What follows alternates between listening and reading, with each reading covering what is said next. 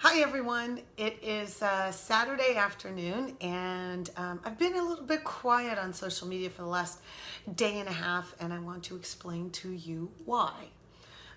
Last Sunday I got word that a friend of mine who was a congressional nominee in Florida's 17th congressional district died unexpectedly. Florida 17 is parts of Sarasota and Fort Myers and Punta Gorda, Port Charlotte, and it goes all the way inland to Lake Okeechobee and Okeechobee County. And so, anyway, my friend April Freeman died unexpectedly at 54. And I met April maybe 3 years ago. She and I were both candidates out there trying to, on the stump, fighting uphill battles. I loved her spunk and her enthusiasm. She had this huge district with 9 counties in it. And she was telling me all about it. And I was telling her about campaigning statewide. And, just totally respected and admired her. And I think it was a mutual thing. So I was completely shocked to find out that she had passed away. And so as I was processing that, I guess this was Monday night, I got a call, or maybe it was Tuesday. I think it was Tuesday. I got a call from a friend of mine named Betty Gissendanner, who lives in Port Charlotte, and Patrick Hurley, who is the DEC chair of Charlotte County. And they called me and they said, "Hey, Pam, would you consider stepping in and being the replacement nominee?" And I at first said, "That's crazy. Why would I do that?" But they said, "Look, even though this is considered a red district, we have some really competitive state Senate and state House races that are encompassed in that territory. And we also really want an energizing candidate to help turn out votes for Bill Nelson and for Andrew Gillum. And you know what? With a great candidate, every seat is flippable, especially given what is going on in Washington, D.C. right now. Florida 17 is an open seat. The congressman who currently resides in that seat, Tom Rooney, is not running for re-election. And he was a well-known quantity in that part of the state. He was considered a strong candidate. The guy that won the GOP nomination is a guy named Greg Steube. And, you will never find a man who loves his guns more than Greg. He is of the opinion that every teacher needs to be armed to the teeth. And he's about building that wall and doing whatever Donald Trump wants to do. Needless to say, I think I would be quite the contrast to Mr. Steube. But in any event, I thought about this and I thought, you know what? This is a really interesting opportunity. But more than anything, this is a responsibility. This is an opportunity to fulfill April's vision for a leadership that in CD 17 that reflects the people. So at first I was told that the nomination process to select the replacement nominee would be conducted by the chairs of the DECs. And again, there's like 9 counties in that district.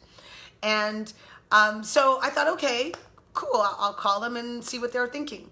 But then I was later told that no, it's actually all of the DEC members that will get to vote on this in sort of a virtual phone conference call kind of situation. And I was like, all right, well, if there's a whole lot more people that need to make a decision here, it's incumbent upon me to introduce myself and earn their support. So I got in the car and I drove over to CD 17. I started in DeSoto County on Thursday, had a great meeting there. So thank you, Newt, for that. And then met several of the DEC members there. Then I drove a little bit further west to Charlotte County, where I got to meet Patrick Hurley and some of the DEC members there. Had a great dinner, talked about all kinds of cool stuff. Things are going really well. And so I spent the night in Punta Gorda and got up in the morning on Friday to go to, that's yesterday, to go to Sarasota County. And I go to the DEC office in Sarasota. I meet Joanne DeVries. Hi, Joanne. And as I'm talking with her, she's mentioning that there may be some kind of problem with me being the nominee because I had run for office earlier in the cycle. I'd run, obviously, here in CD 18. And I was like, well, that's weird. So I pick up the phone and I call the Florida Democratic Party. And as I get on the phone with the party, they say, "Hey, we were just about to call you to let you know that you are not eligible to be the replacement nominee because there is a Florida statute that prohibits a replacement nominee from being anybody that had qualified or tried to qualify for another seat in the same year. And I was like, that's wild. That's weird. And not only that, it affected me, obviously, but it also affected several other people who had thrown their hat in the ring for this position. And I'm sitting here going, that doesn't make any sense. If you are replacing somebody on extremely short notice, the best person to do that is somebody who already has a campaign mechanism ready to rock and roll, right? And that makes perfect sense. In fact, the opposite makes no sense. That the only people who can replace somebody who is actively campaigning is someone who hasn't been campaigning for at least a year. Why would that make sense?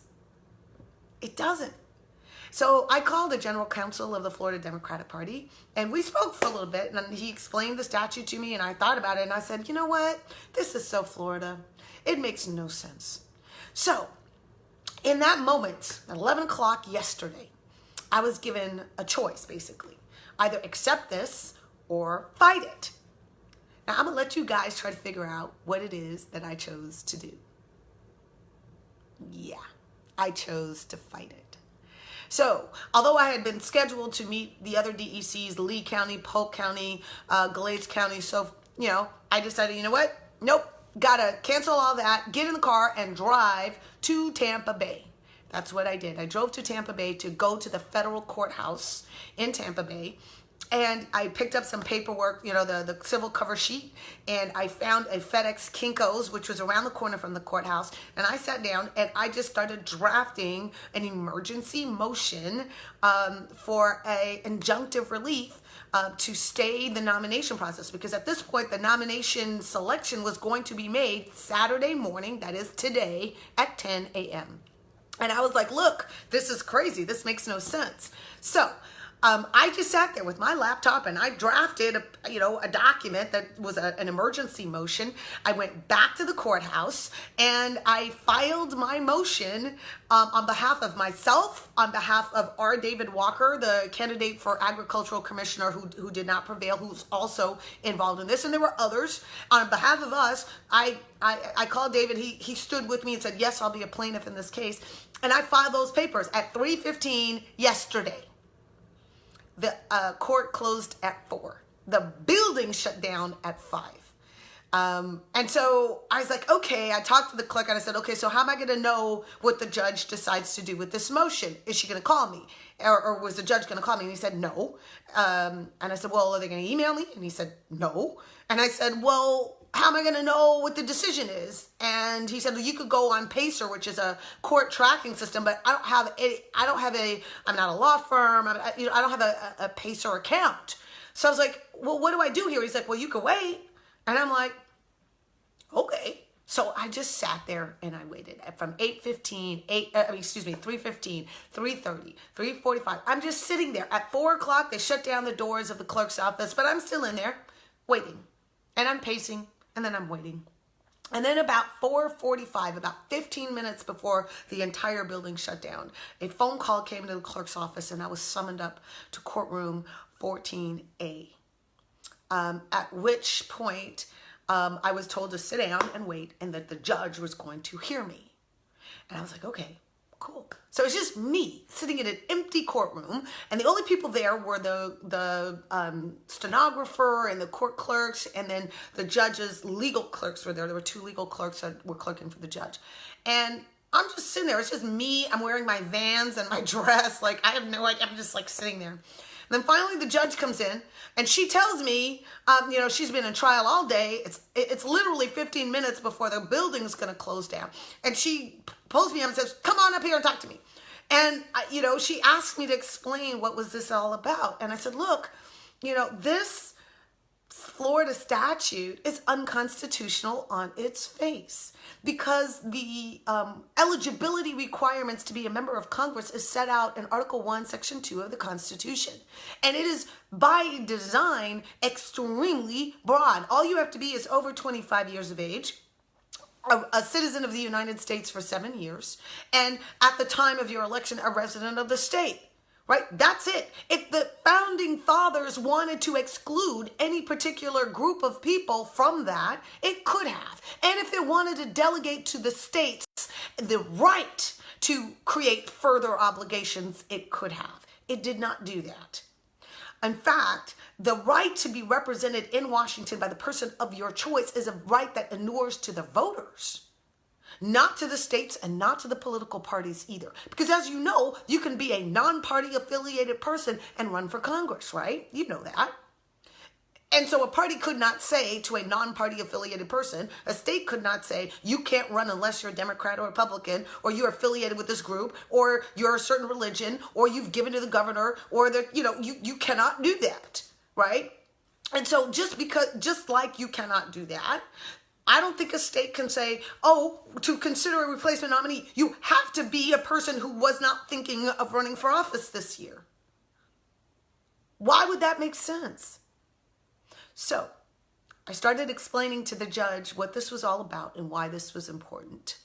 And she noticed that my pleadings were somewhat, well-structured and well thought out, even though there was no legal precedent in it because I didn't have time to do legal research. I didn't have time to find a lawyer. Again, I started at 11 o'clock. This is 3:15 in the afternoon. I had plus an hour and a half travel from where I was to Tampa.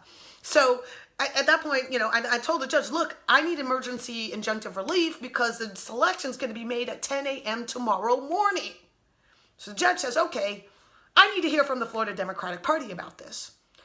So she asks me, do I have the number for the counsel for the Florida Democratic Party? And I say, yes, ma'am, I do, but it's in my phone. And my phone is in my car because I'm not allowed to bring a cell phone into a courthouse.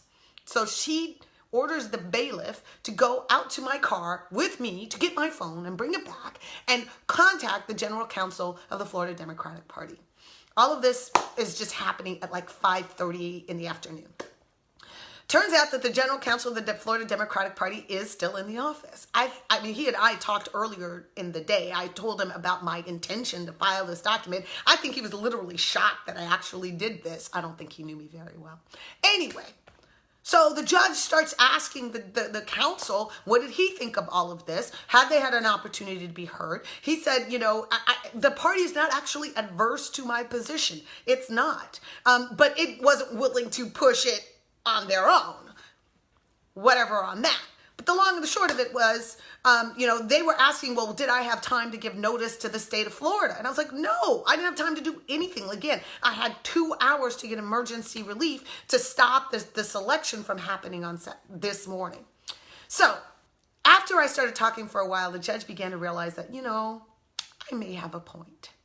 And so instead of just dismissing it, she issued a temporary restraining order to restrain the Democratic Party of Florida from selecting a nominee until all parties could be heard before the judge on Monday at noon in Tampa, Florida. Now, I want to tell you that it is very unusual for a federal judge to issue injunctive relief on an entire state and an entire Democratic Party. That is very unusual, okay? And so to get that TRO was a huge win. It wasn't just a win for me. It was a win for all of the candidates who threw their name in the hat, who wanted an opportunity to make the case as to why they should be the person stepping in for April Freeman. But more importantly, I made the case on behalf of the people of the 17th Congressional District. Because should this law be upheld, it means that any district, any Senate seat, who has a bad luck of their candidate dying is relegated to a nominee who is not ready to step in, right? Now, in a district like CD17, which is already considered a red district, which Stubbe has had the advantage of a campaign up and running, the worst thing you could do to the people of CD17 is give them a candidate who does not have an up and running campaign when you only have 40 days to win the election. That's basically saying we're not going to let you actually compete for this. Now, I'm not saying that there aren't people out there who could get it together fairly quickly, but I can guarantee you they won't get it quickly enough to actually fight for this thing. Why? Because it takes fundraising infrastructure, a logo, a picture. It takes, actual platform. It takes staff. I mean, to have a real competitive campaign, it does take time to put people together, get a platform, get a logo, get things going. And every single day when you only have a 38-day window is opportunity wasted. Why should you put the voters of Florida 17 at such a disadvantage when they've done nothing wrong? Their candidate didn't do anything wrong. Nobody has done anything wrong. So why put them at that competitive a disadvantage? Oh, because there's an obscure Florida state statute at play. Well, I'm going to let you guys know what the judge decides on Monday at noon. But I'm going to tell you this one thing, which is pretty exciting. When I show up in court on Monday, it's not going to be like it was when I was in court yesterday. It won't just be me. On Monday, it will be me, it will be Roy David Walker, it will be tons of voters from CD17 who will ensure that the judge knows they stand with us in this process to vindicate their rights as voters to have the strongest and most prepared candidate to run for them for that congressional seat. That's what I've been up to. You know, I've been staying on this Kavanaugh stuff, but all of a sudden it went radio silent because I've been dealing with this other stuff.